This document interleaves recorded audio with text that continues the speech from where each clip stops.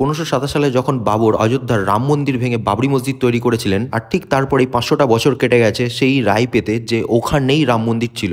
আর আজ 2024 সাল জানুয়ারি মাস 21 তারিখ, রাম মন্দির উদ্বোধনের ঠিক আগের দিন। কি হচ্ছে ওখানে, কেমন করে পৌঁছালাম, কত চ্যালেঞ্জেস আসলো, কি দেখানোর আছে, চলুন দেখবেন।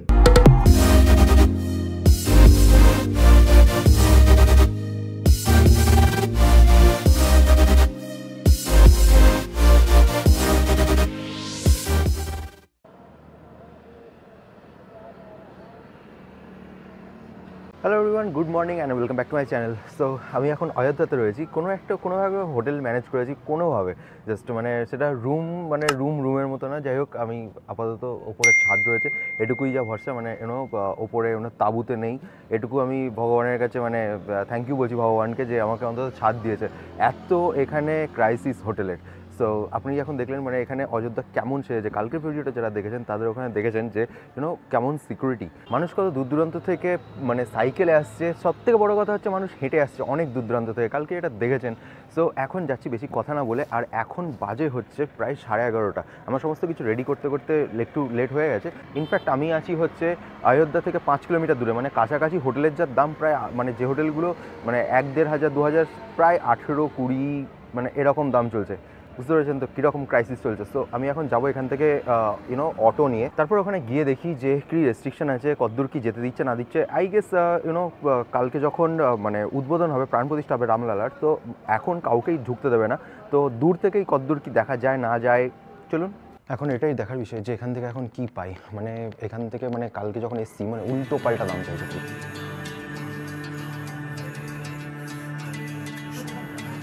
কিতনা ভাইয়া?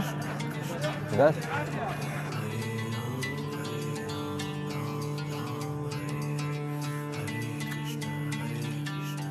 এখান থেকে দেবকালী বাইপাস সেটা 10 টাকা ভাড়া নিল, আর এখানে যে ছোলে ভাটুরের দোকানটা দেখবেন ওইখান থেকে টিফিনটা করে নিয়েছি, ঠিক আছে। তো এবার একা হাতে সমস্ত কিছু দেখানো সম্ভব না।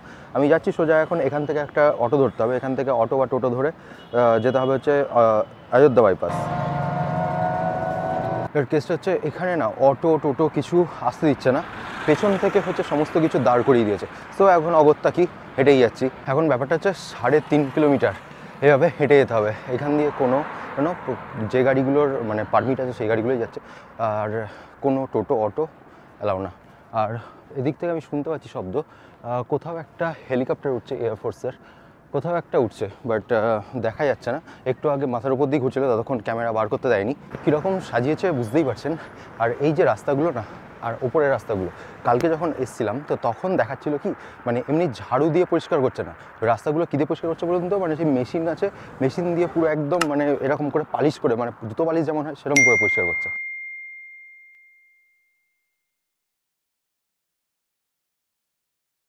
এখনও 500 মিটার বাকি।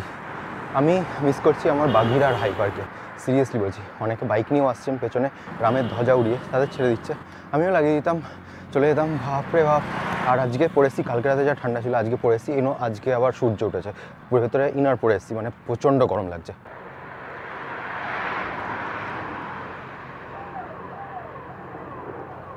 পুরো রাস্তা এইভাবে সাজানো, পুরো রাস্তার ধারে যে রেলিং দেখছেন, পুরো রাস্তার ধারে রেলিং এইভাবে সাজানো।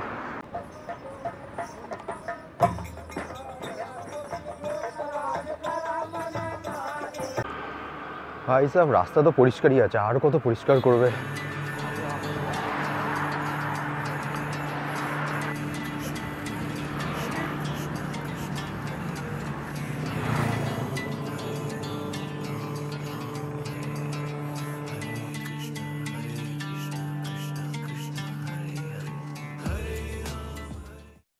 একটার পর একটা চ্যালেঞ্জ আসছে, আর আমি কন্টিনিউ অ্যাকসেপ্ট করে যাচ্ছি। প্রথমে ওখান থেকে বলা হলো 3 কিলোমিটার, তারপরে ওপরে লেখা দেখছি 5 কিলোমিটার। ভাই সাব, আর পারছি না।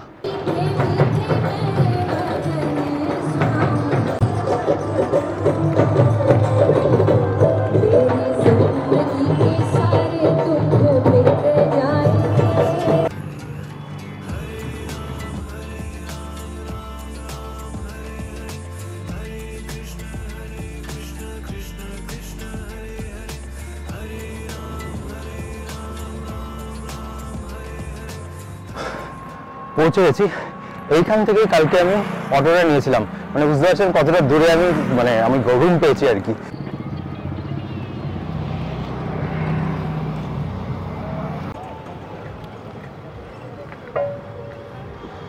চলে এসেছি বাস স্টেশন, আর এখানে সব দেখছেন ইভি বাস। এইখানেই কোথাও আশেপাশে রয়েছে হচ্ছে সেই ধূপটা, আর এইটা হচ্ছে সেই ধূপ জ্বলছে। आप कहाँ से हो भैया?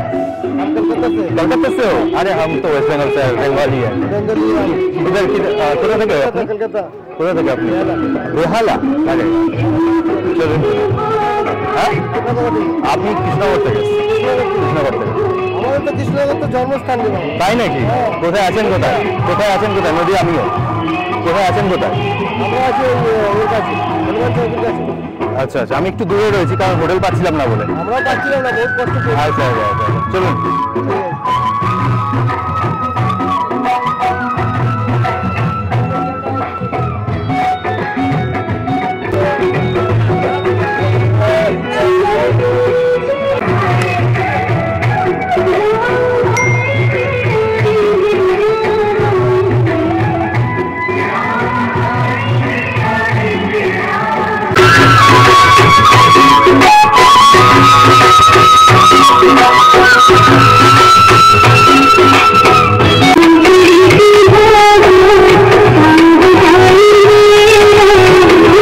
পেছনে এটা দেখছেন পুরো একদম ইভি বাসের জন্য বাস স্ট্যান্ড, আর এইখানটায় দেখুন সেই 108-এর যে ধূপকাঠি।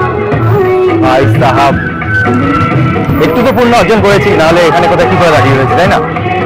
ওই অত দূর সামনে চলছে। আমার এত ভালো লাগছে এখানে এসে, তা কি বলবো সিরিয়াসলি। আমি জানি না কতদূর কি দেখাতে পারবো এর পরে না পরে, বাট কতদূর অ্যালাউ করবে ক্যামেরা না করবে আমি জানি না, বাট এইখানে এসে আমার সত্যি খুব ভালো লাগছে। আর কত দূর দূরান্ত থেকে সব লোকজন এসছে এর ছাই নেওয়ার জন্য। এক মিনিট,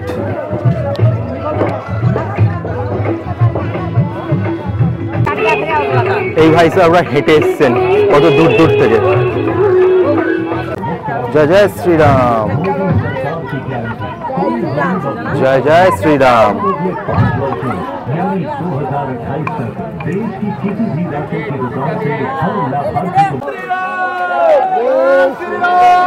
बालाजी महाराज की जय, हनुमान की जय।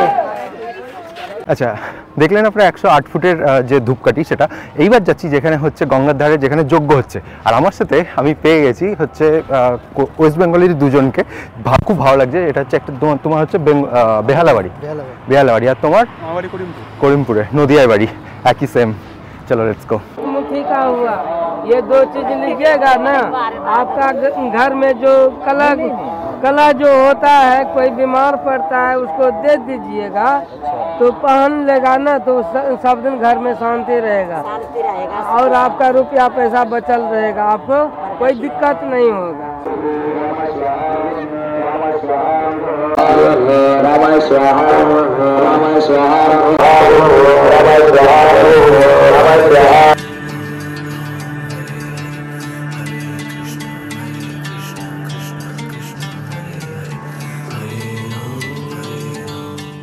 এই যে এইগুলোর সামনে তাবু মতো দেখছেন, এইগুলো সব থাকার জায়গা, মানুষজন রয়েছে এখানে।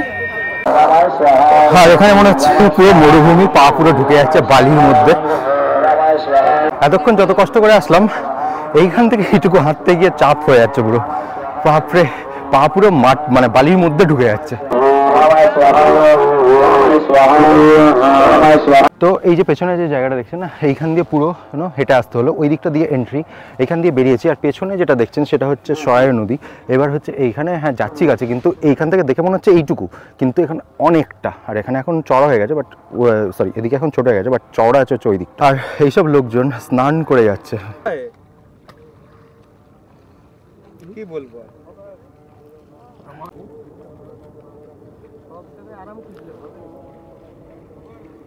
নদীর কাছে চলে এসেছি, একদম পুরো ঠান্ডা হাওয়া দিচ্ছে, ঠান্ডা হাওয়া।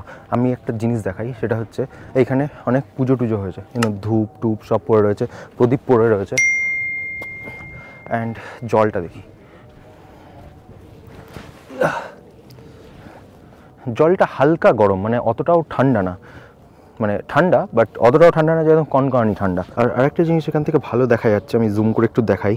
ওই যে বড় তাঁবুটা রয়েছে না, বড় তাঁবুটার ওখান থেকে কেমন ধোঁয়া বেরোচ্ছে দেখুন।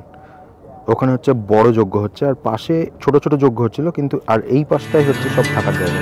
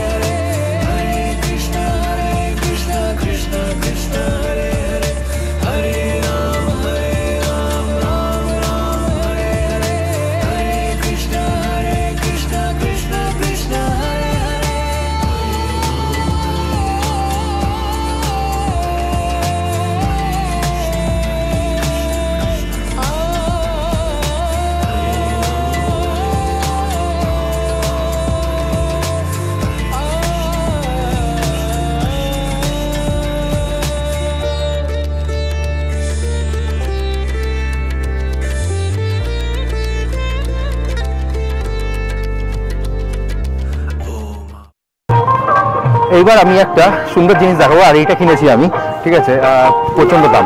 যাই হোক, যেটা দেখাবো সেটা হচ্ছে বীণা। একটা বড় বীণা হয়েছে, সেখানে হচ্ছে সেলফি জোনও হয়েছে। ইনফ্যাক্ট আমাদের প্রাইম মিনিস্টারও ওখানে ছবি তুলেছে।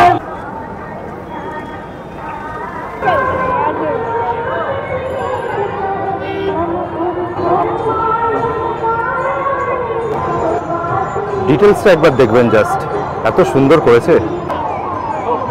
আর এই মোড় থেকে এইখানকার ভিড়টা জাস্ট একবার দেখুন, কোন লেভেলের ভিড়।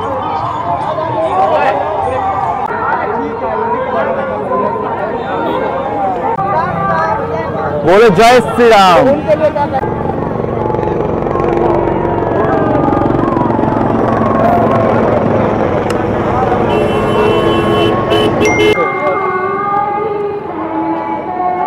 এই গঙ্গার পাড়ে এখানে সাধু মহারাজরা বসে রয়েছেন, আর এখানে নিউজ চ্যানেলের ইন্টারভিউ চলছে। हमारे आराध्य हैं, हमारे जीवन का आधार है। भगवान श्री राम को न राजनीति में लाना चाहिए बोला है।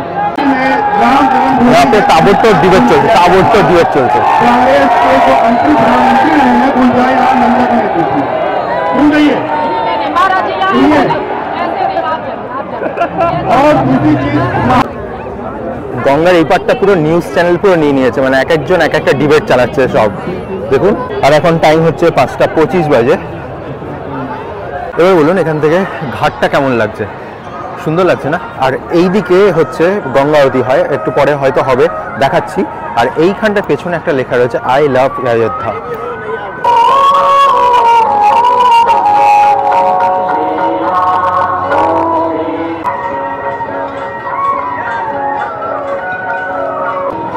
পেছনে দেখতে পাচ্ছেন প্রদীপগুলো সাজানো হচ্ছে, আর 6টার সময় হচ্ছে আরতি হবে। हर दिन होता है क्या? हर दिन।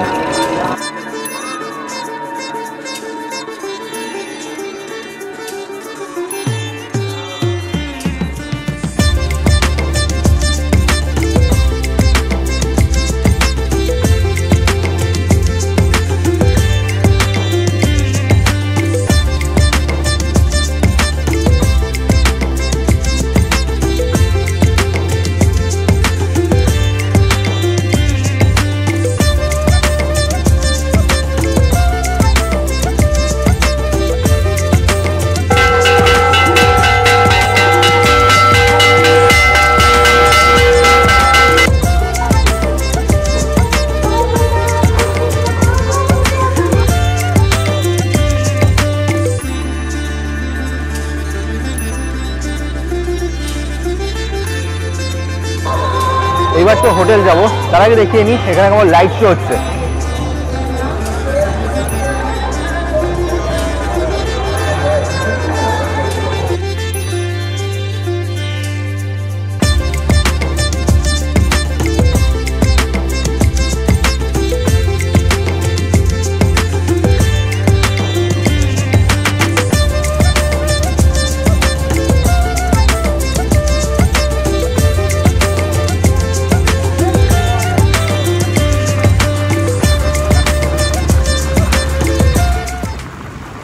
আমি চলে এসেছি হোটেল, থ্যাঙ্কস টু পুলিশের যিনি ছিলেন তিনি, তেনাকে জাস্ট আমি ক্যাজুয়ালি জিজ্ঞেস করছিলাম একটু সামনে ছেড়ে দেবেন, তো উনি আমার 5 কিলোমিটার সেভ করে দিলেন, জাস্ট আমার পা খুলে যাচ্ছে।